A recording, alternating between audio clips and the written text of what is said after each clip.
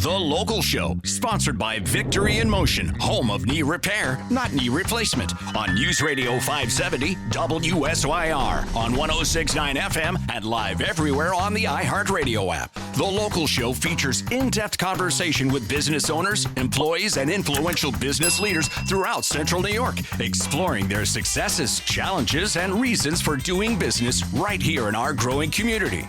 The Local Show is produced locally by Zoe Advertising. Now your hosts, Tom and Steve. We're back into it, and we're back at it. This is The Local Show on 570 WSYR.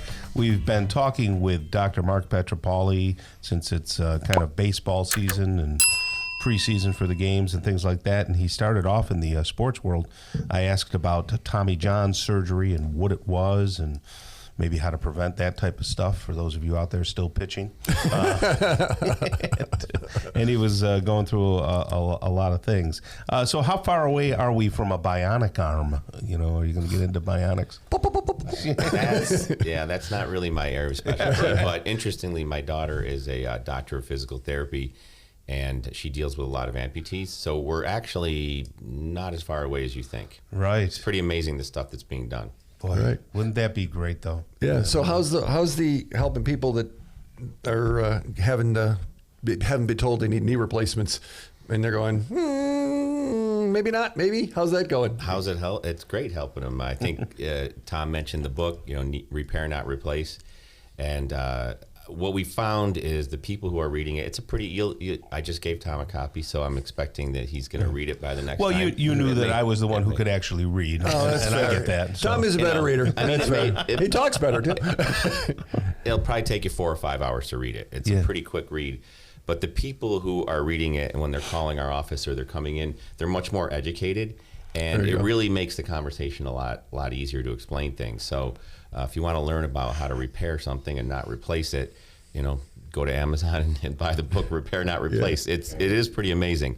But it's also, we were talking, it led to several, I've been invited to speak to other doctors about this because, my mission is to end the need for knee replacements by 2043. And you just came back from the other side of the world. Yeah, and there's no way we're going to do that I can't do that on my own. So we need to train other doctors. So I was invited to Dubai recently. I was just there a couple weeks ago.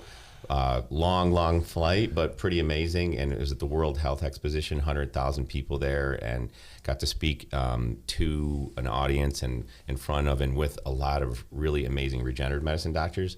There's so many things in the United States that we can't do yet. I mean, they're using stem cells from animals, and they're using what kinds of just amazing things that are on the horizon.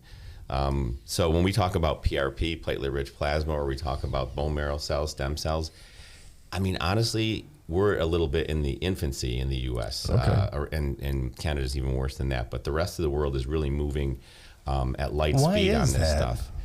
There's a lot of regulations with the FDA, some good and some bad. I think the FDA is trying to speed things along in many ways. So I think we are going to see perhaps stem cells in bottles that we can, thaw out and inject. I mean, that does exist right now. There's a clinic that I'm involved with down in the Caribbean that you can do that. But in the United States, we can't do that right now. Are there any negative effects to using the stem cells from an animal? Like, could I get a gazelle, stuff put into my hips? So if you want to get really, I want lion cells to put into Tom so he has some courage. Right, there we go. you want walleye cells, right? Yeah. Oh, there we so go. You can swim with the fish and catch them. There we go. But all animals, especially mammals, early on, our cells look very similar. So there are people taking those early cells that look just like a human cell from sheep and goats and I think rabbits, and using them to either produce proteins that help us heal or using the actual cells. There's a gentleman a doctor from over in Malaysia, and he owns 46 hospitals, and he's been using animal stem cells, but really early, not like. So if someone's got knee pain, that sounds a little out there. Right. Okay. Right. Explain, in case someone missed it, what's your process if someone's like, and they tell me I need surgery? Well, the point is this. what I'm doing, people, oh, that's new or that's this or that. It's not. There's tons and tons and tons of studies on PRP. There's 7,000 studies on laser treatments. There's lots of studies on bone autologous, meaning our own cells. And one advantage to our own cells is your body's not going to reject them. And they're going to, as we say, stay in play. They're going to stay in the area and they're going to help it heal. Your cells do the work.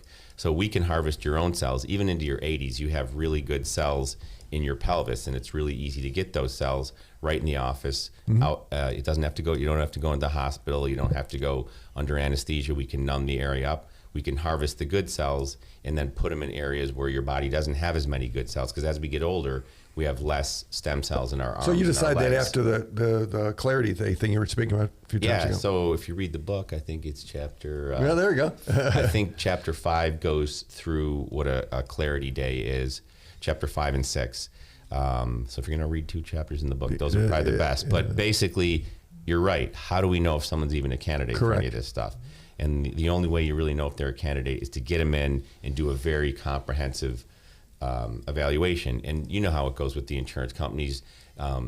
If you want to get an x-ray, sometimes they'll make you get approval for it, the doctor get approval for it, and then you can't get an MRI until you do physical therapy or get an x-ray. And then once you do physical therapy, if that doesn't work, they give you a cortisone injection, and they keep going and going and going. I'm sure people right now are not in it. Yep, they did that. Yep, they did that. It takes maybe on average 3 to 6 months, and you still don't know what's wrong.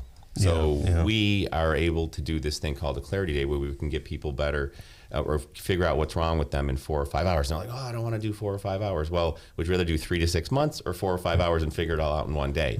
And even in the book, there's a guy named Bill. He's 68. He comes in. He's got terrible shoulder, terrible knee pain, and he's been through the ringer. He's 54 weeks of going through that cycle of insanity. He called it insanity.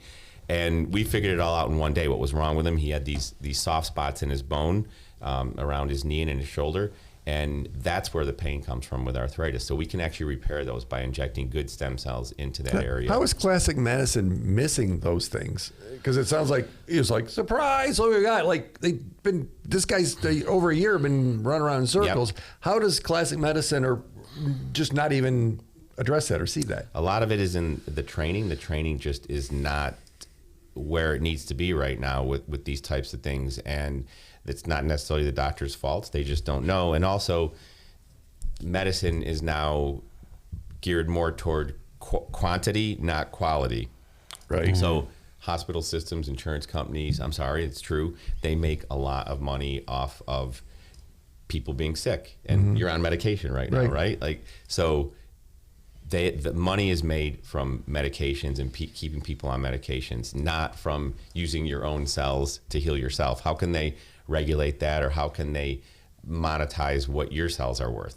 They can't make any money off it. Although now you're seeing, like I said, around the world, you are seeing donated stem cells being put into bottles, and eventually once that starts happening, you're going to start seeing it more because there's going to be a financial incentive. So I kind of hate to say that, but it's true. So you deal with the whole bone on bone thing. I heard that you mentioned it a few times, and I remember hearing that. Oh, it's bone on bone. In other words, you have no other option than to rip your knee out. That's kind of what that. I can't tell you how many times we've heard someone has bone on bone, and then we get X-rays or ultrasound or MRI, and they don't actually have bone on bone, or they've been told they don't have bone on bone, and then we get the right X-rays and they actually do. So you never really know till you get in and get evaluated, and we do all that in one day. We figure out exactly what's wrong, and we figure out if you're a candidate, and if you are, we give you a few options. If you're not, we're still going to help you out and help you find the right person, right doctor to go to get taken care of. A couple options they certainly can call 685-7544, right? Correct. And your people are wonderful, and they'll explain it and say how you do it and what we do. It's victoryinmotion.com, certainly on the website. Absolutely. Or you can go to Amazon and buy Repair Not Replace. You can. If you put that in, you're going to find the book. Either way, 685-7544. Dr. Mark Petropoli, thanks for joining us. Thank you for having me. Great job.